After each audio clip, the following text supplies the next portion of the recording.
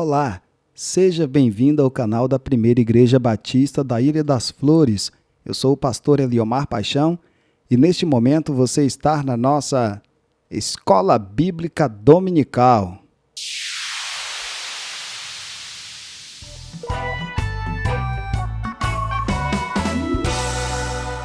E na nossa Escola Bíblica de hoje, daremos continuidade ao estudo da primeira epístola do apóstolo João, hoje com a segunda parte desta lição 12.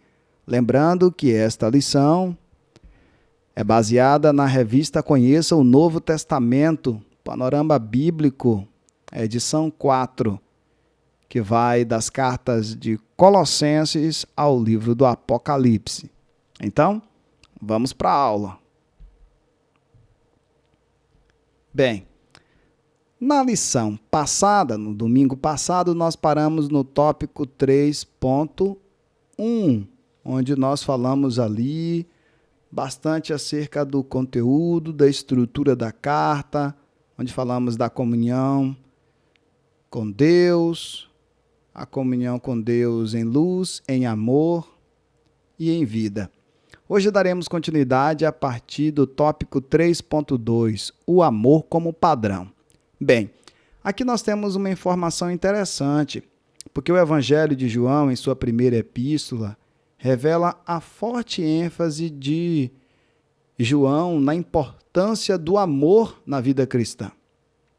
E João ele é claramente intencionado em apresentar o amor de Deus em sua carta, nos seus escritos.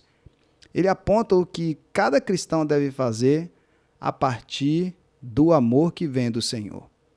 Aí, no Evangelho, em João, capítulo 3, versículo 16, nós temos ali talvez a expressão mais famosa do Novo Testamento, que é: Deus amou o mundo de tal maneira que deu o seu Filho unigênito, para que todo aquele que nele crer não pereça, mas tenha a vida eterna. Curiosamente, na sua primeira carta, esta que nós estamos estudando, também no capítulo 3 e no versículo 16, temos uma expressão muito parecida. Diz assim: nisto conhecemos o amor, que Cristo deu a sua vida por nós, e devemos dar nossa vida pelos nossos irmãos. Tanto no Evangelho de João, quanto aqui na primeira carta, na sua primeira epístola, João deixa bem claro a expressão do amor de Deus. Jesus é a maior expressão do amor de Deus. Eu até gosto de dizer que Jesus é o ápice do amor de Deus, porque Deus vem se apresentando para a humanidade, Deus vem se revelando para a humanidade, desde a época de Abraão ali, com os antepassados, todos eles, através dos profetas, através das suas ações e intervenções miraculosas, Deus vem sempre se apresentando para o homem. Em Jesus, Deus se faz carne. Por isso, Jesus é a maior expressão do amor de Deus. Jesus é o próprio Deus encarnado, vivo, se revelando para a humanidade. O Criador se revelando para a sua criatura. Portanto, aqui está a expressão do amor, tanto no Evangelho de João quanto na sua primeira carta. Algo que vale a pena aqui também nós observarmos é que nesta expressão da primeira carta, no capítulo 3, versículo 16, semelhante ao Evangelho, é que aqui ele acrescenta a ideia de que o cristão precisa aprender a amar como Deus ama, porque Deus deu o seu próprio Filho e o seu próprio Filho deu a vida por nós. Da mesma forma, João diz que nós também devemos dar a vida por nossos irmãos. Olha que coisa interessante. Então, o próprio João ele é conhecido como o apóstolo do amor, porque João fala da graça, do amor como ninguém. Bem, dando continuidade aqui, nós temos o que Deus fez e o que o cristão deve fazer. O que é que Deus fez por nós? Ele entregou o seu Filho por nós. no mesmo instante que nós devemos dar a nossa vida pelo nosso irmão. Ele nos deu amor, nós devemos amar também mutuamente uns aos outros. Ele é amor, Deus é amor. Nós devemos amar porque conhecemos a Deus. O próprio João diz que aquele que não ama o irmão não conhece a Deus. Porque uma prova de que conhecemos a Deus é o fato de amarmos os nossos próximos, né? O nosso próximo. Então Deus nos amou, aqui no versículo 11 do capítulo 4. Devemos também amar o outro. Ele nos tem dado o seu amor, nós devemos permanecer no seu amor. Ele nos amou primeiro, nós devemos amar também em primeiro lugar. Aqui então está o que Deus fez e o que o cristão deve fazer, ou seja, a expressão do amor de Deus e como o cristão deve praticar este amor que aprende com o Senhor, seu Deus. Bem, aqui nós temos o tópico 3.3, que é um tópico que fala sobre as heresias. E aqui nós vamos ver as heresias sobre 3 grupos, sobre 3 aspectos. Primeiro nós vamos ver sobre Cristo. Aqui nós temos novamente o docetismo. Para os docetistas, Cristo não teve corpo físico, apenas apareceu ou pareceu humano. Por que isso é uma heresia? Como disse na semana passada, Cristo teve sim um corpo físico, 100% físico, 100% humano. E no Novo Testamento nós temos diversas provas da humanidade de Jesus. Jesus teve fome, Jesus teve sede, Jesus teve cansaço, Jesus teve todas as características humanas de que ele realmente possuía um corpo físico. A grande diferença de Jesus para Pedro, Paulo, Barnabé, Estevão, todos os seus conterrâneos, seus contemporâneos, era que ele não pecou. Jesus não experimentou o pecado. Então, Cristo não teve corpo físico, apenas parecia ser humano. Isso é uma heresia. Jesus tinha sim corpo físico porque ele era 100% humano e 100% divino. O serentismo, para o serentismo é aquela ideia de que o Espírito de Deus desceu sobre Jesus de Nazaré no seu batismo e se retirou na crucificação. Uma heresia. Por quê? Porque o Espírito de Deus já estava sobre Jesus desde o seu nascimento. Jesus era Deus, né? Jesus, falando era no passado, ali pensando em Jesus vivo ali na época deles, né? Mas Jesus é Deus. Então, por Jesus ser Deus, ele nasceu nesta condição, 100% divino. Aí, novamente, a ideia da união hipostática, 100% homem, 100% Deus. Para o serentismo, não.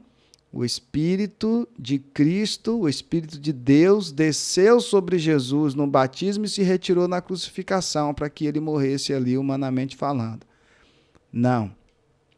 Jesus é Deus e ele nasceu já divino e foi até o seu último momento ali, como homem e como Deus. 100% homem e 100% Deus. E em nenhum momento Jesus se aproveitou da sua divindade para beneficiar a sua humanidade. Isso é importante sempre dizer. O gnosticismo. Para o gnosticismo, Cristo era a mais sublime das criaturas. Por quê? Porque Cristo revela todo o conhecimento divino, mas Jesus não podia ser Deus encarnado. Bem, isto é novamente, né, uma heresia, está aqui no campo das heresias, porque Cristo não era só a mais sublime criatura. Para eles, era como se Cristo fosse uma espécie de Salomão melhorado, porque Salomão tinha uma capacidade incrível, uma inteligência inalcançável. Era como se só Jesus tivesse alcançado essa inteligência. Uma espécie hoje de QI elevado. Mas não, Jesus revela o conhecimento sobre Deus porque ele é a própria revelação. Jesus revela a divindade porque ele próprio é divino. Então, eles rejeitavam a ideia de Jesus como Deus. O gnosticismo ficava naquela ideia apenas do campo do pensamento, né? Da filosofia, do conhecimento, e Jesus, então, é o maior revelador do conhecimento divino, mas Jesus não é Deus. Então, isso é uma heresia. Jesus era 100% homem e 100% Deus. Ok? Então, acompanha aí esses textos, você vai refletindo aí. Bem, as heresias sobre o pecado. Vamos lá. Sobre a impecabilidade. Os cristãos não poderiam mais pecar. O relacionamento com Deus possibilitava não pecar. Por que é heresia? Porque o cristão, mesmo se tornando cristão, mesmo se tornando servo de Deus, continua um pecador. Não é o fato de se tornar cristão que deixa o cristão de pecar, que faz com que o cristão deixe de pecar. Não. O relacionamento com Deus, mesmo tendo relacionamento com Deus, o cristão pode pecar. De repente a palavra não deveria ser pode pecar, para você não interpretar mal, mas tem a possibilidade de pecar. Ele ainda continua com esta probabilidade de errar, de pecar. A grande diferença é que o cristão, por conhecer a Cristo, por conhecer a Deus, por ter uma experiência com o sobrenatural do Senhor, ele não vive mais na prática do pecado. O cristão mais não se delicia, não se deleita, não se satisfaz mais com o ato de pecar. Pecar, para o cristão agora é ruim, até porque o cristão agora ele é selado com o Espírito Santo de Deus. E selado com o Espírito Santo de Deus, o Espírito Santo do Senhor nos convence do pecado, da justiça, do juízo. E nos convencendo do pecado, ele se entristece dentro de nós. E o fato do Espírito Santo ele se entristecer, evidentemente nós também nos entristecemos. A gente fica mal quando peca. O verdadeiro cristão, quando ele sabe, ele reconhece que ele errou, isso é no ato do erro. Não precisa nem levar muito tempo. Ele errou, ele pecou ali, ele já sente, ele já fica mal, ele já fica com aquele desejo do resgate, do perdão, para a volta da sua comunhão, para se sentir em comunhão de novo com o Senhor. Então, é importante frisar isso. Por que essa ideia da impecabilidade é uma heresia? Porque mesmo sendo um cristão, mesmo tendo se convertido, nós continuamos com a probabilidade de pecar. A grande diferença é que a gente não quer, não gosta, não se adapta mais a viver na prática do pecado. Mas continuamos sendo pecadores. A própria Bíblia diz que quando dizemos que não pecamos, aí nós já estamos pecando. Bem, acusação. Esse grupo sectário que eu expliquei na semana passada, que eram fanáticos, né? Então vamos traduzir aqui para ficar mais fácil. O grupo de fanáticos que se afastou, eles acusavam os remanescentes de pecadores, uma vez que consideravam não poder mais pecar. Novamente, tem uma similaridade muito grande com a parte aqui de cima. O grupo de sectários, eles achavam que eles não podiam mais pecar, porque eles eram realmente os convertidos da história. Então, se eles são convertidos, têm relacionamento com Deus, então para eles não se pode mais pecar. Então, se aquele outro irmão peca, então ele não é de Deus. Ele peca porque ele é do diabo. O fato de ele ter se convertido é uma mentira. Então, eles ficavam acusando os outros, como assim, nós aqui somos os verdadeiros servos de Deus porque a gente não peca.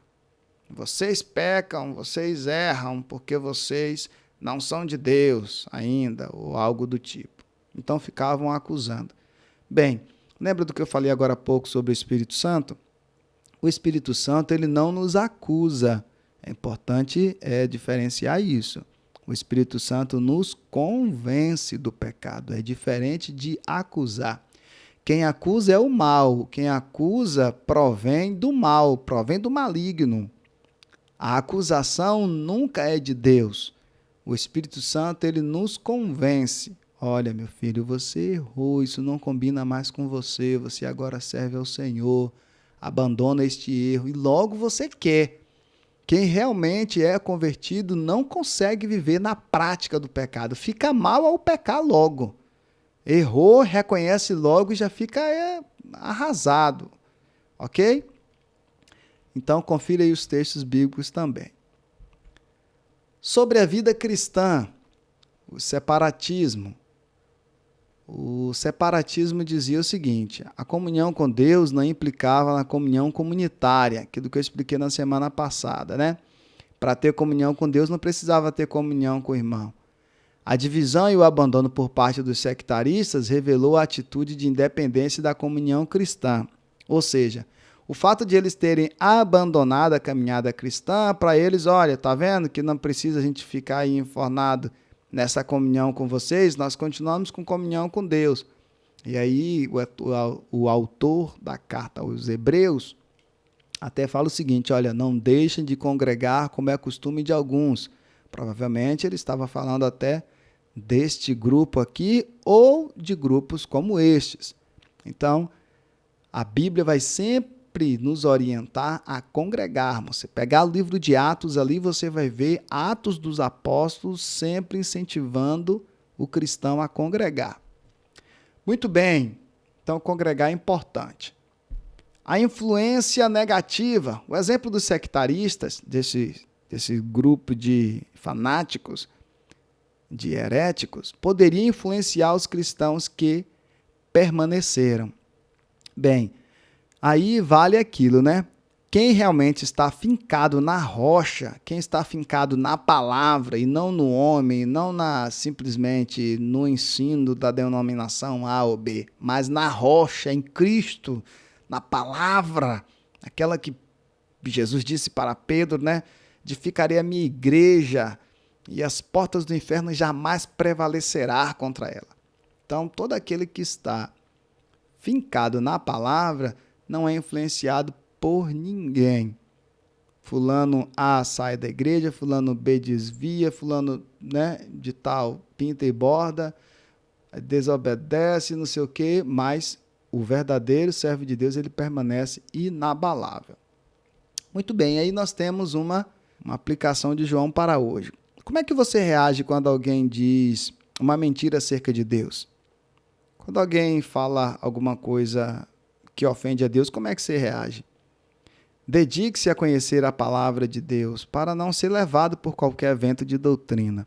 Você sabia que dentro da teologia tem uma matéria chamada apologética, né? Que é justamente para isso. A apologética, ela estuda, trabalha ali questões relacionadas à defesa da fé cristã. Então, quando você defende aí a palavra, defende o Senhor, você está sendo aí um apologeta, defensor da fé cristã. Muito bem, então se você vê alguém blasfemando contra Deus, falando, né, coisas horríveis, mentiras acerca do Senhor, se posicione, defenda a sua fé, principalmente se for contra você, né? Mas se não for contra você ali no momento, mas você perceber que vale a pena você se pronunciar ali, falar alguma coisa, talvez seja uma oportunidade. Bem, seguindo, nós temos Cristo, a presença de Cristo ali em 1 João. Aí na revista você tem uma narrativa dizendo assim, ó, em 1 João, o apóstolo ensina que o sangue de Cristo é suficientemente poderoso para purificar o crente de todo pecado. 1 João 1,9. Bem verdade isso aí. O sangue de Jesus é o suficiente, não há nenhum outro. O apóstolo Pedro afirma ali, no capítulo 2, se não me engano, capítulo 4, ali depois da prisão, do capítulo 3 ali, que ele realiza aquele milagre na porta ali, no alpendre de Salomão.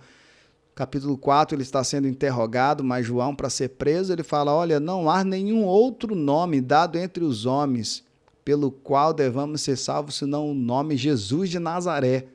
Pedro está dizendo, olha, Jesus é o suficiente para purificar o crente de todo pecado. Somente o sangue de Jesus. Cristo é nosso justo advogado, perfeitamente. Ele é o único intercessor.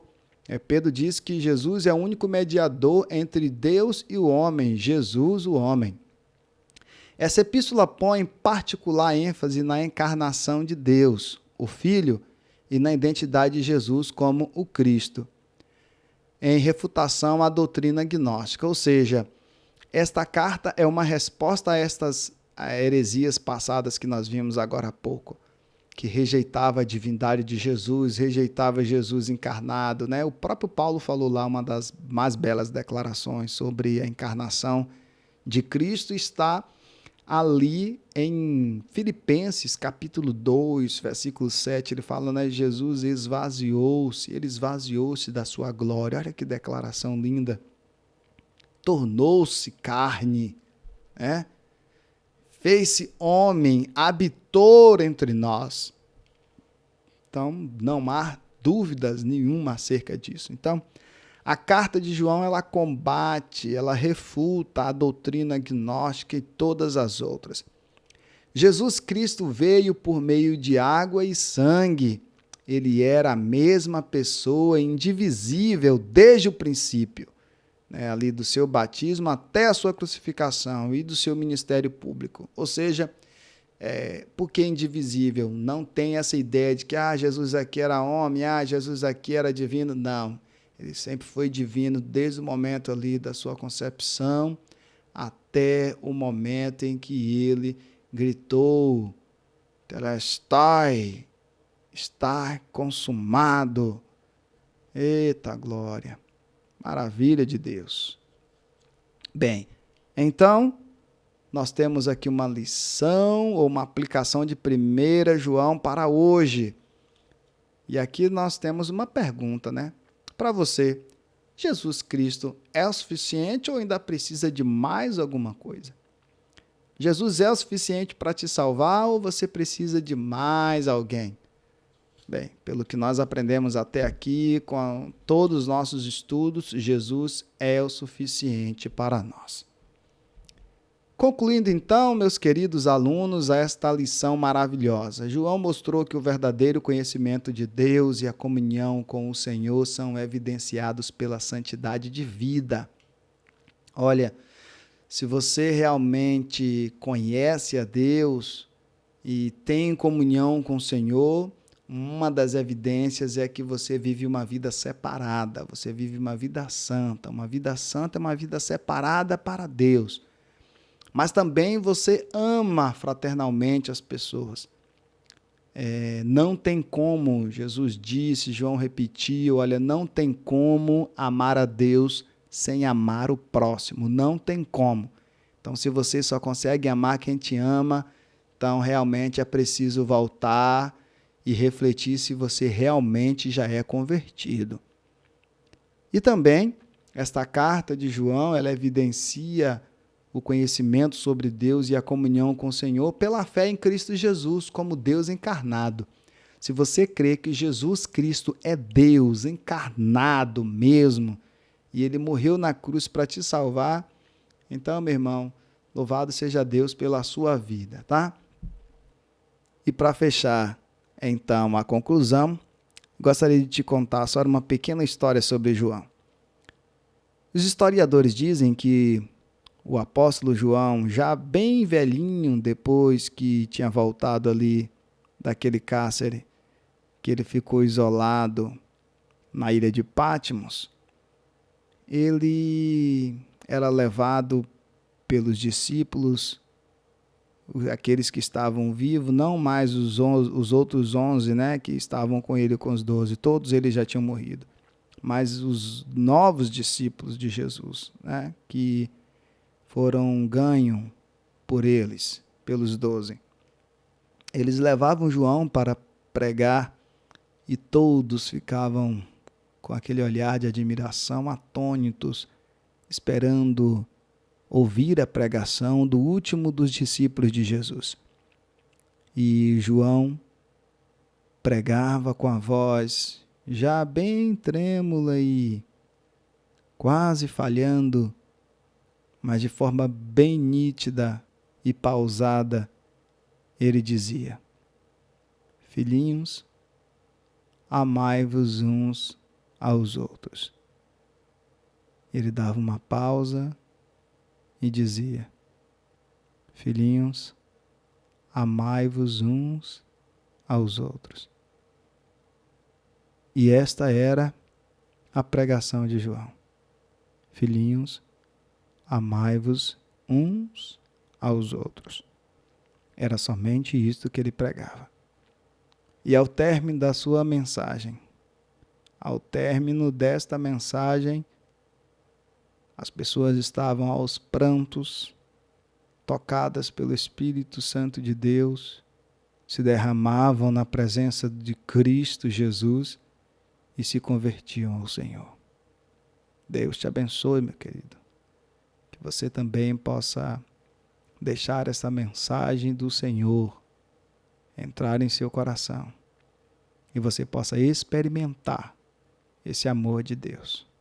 Bem, e assim nós finalizamos a segunda parte de hoje desse estudo, fechando o estudo da primeira carta do apóstolo João.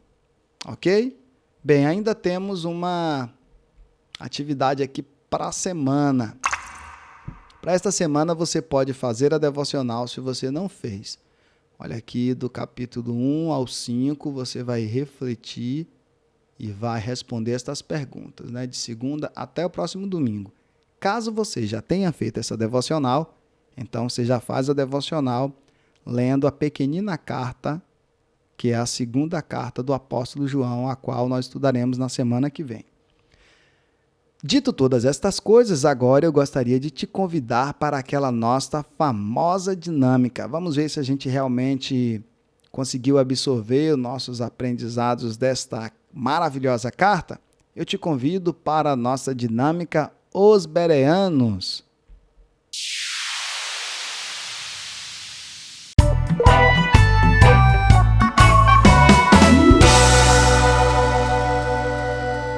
Bem, aqui você já sabe, como você provavelmente está assistindo esta aula no domingo, então aqui aprende é a seguinte: quem errar mais agora no nosso quiz vai lavar os pratos do almoço, tá bom? Se você estiver assistindo aí em outro horário, pode estar valendo da mesma forma. É hora de brincar e de aprender brincando.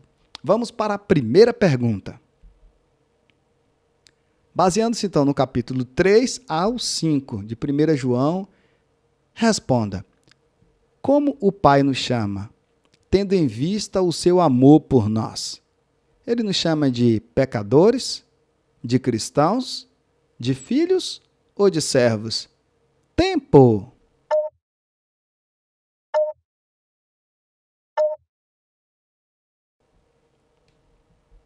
De filhos.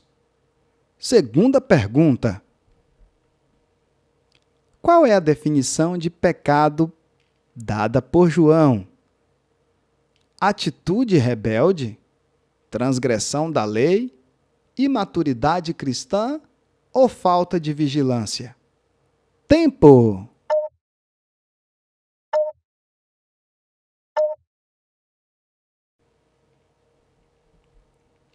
Transgressão da lei. Terceira pergunta. Quem comete pecado se faz filho de quem? Do diabo? Das obras más? De Deus ou de Cristo? Tempo!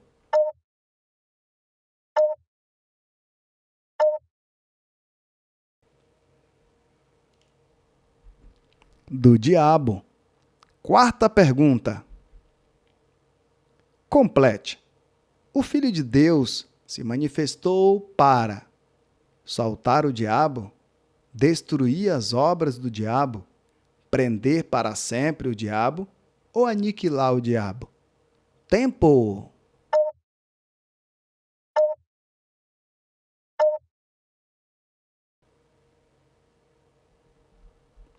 destruir as obras do diabo. Quinta pergunta. Quais são as duas características usadas por João para deixar bem claro quem pertence a Deus? Quem adora em espírito e em verdade? Quem tem uma vida piedosa e congrega fielmente? Quem pratica a justiça e ama seu irmão? Ou quem permanece firme e fiel? Tempo!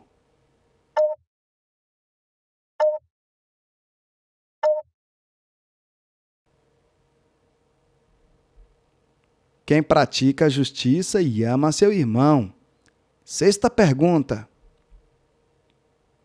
João disse: Esta é a mensagem que vocês ouviram desde o início. De que mensagem João se referia? Ou a que mensagem João se referia? Vigiem e orem diariamente para não pecar. Amemos uns aos outros. Estejam sempre unidos em Cristo. Ou guardem atentamente as leis do Senhor. Tempo!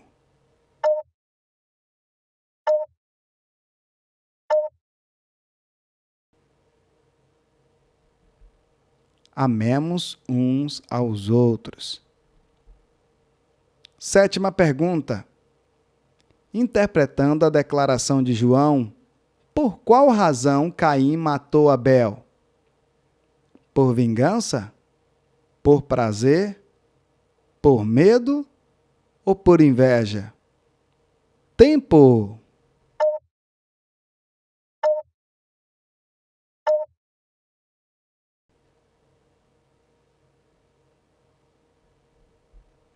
Por inveja. Oitava pergunta. O que acontece com aqueles que obedecem aos mandamentos do Senhor?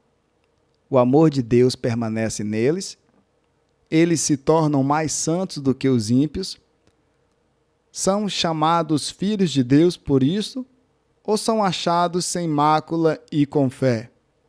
Tempo!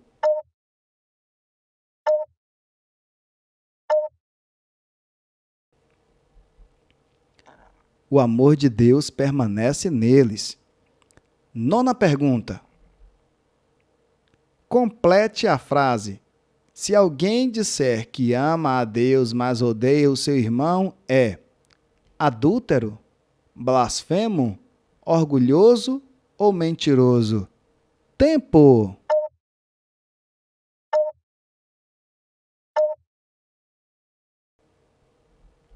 Mentiroso. Décima e última pergunta. De acordo com a declaração de João, o mundo está sob o poder de quem? De Deus, do maligno, dos governantes da terra ou da Igreja de Cristo? Tempo!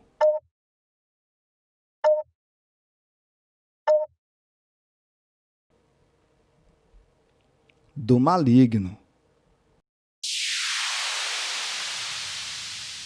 Pronto, por hoje é só. Até o próximo domingo com a aula da segunda carta do apóstolo João. Te agradeço muito pela sua atenção e dedicação. Leia a segunda carta e nos encontramos no próximo domingo. Tchau!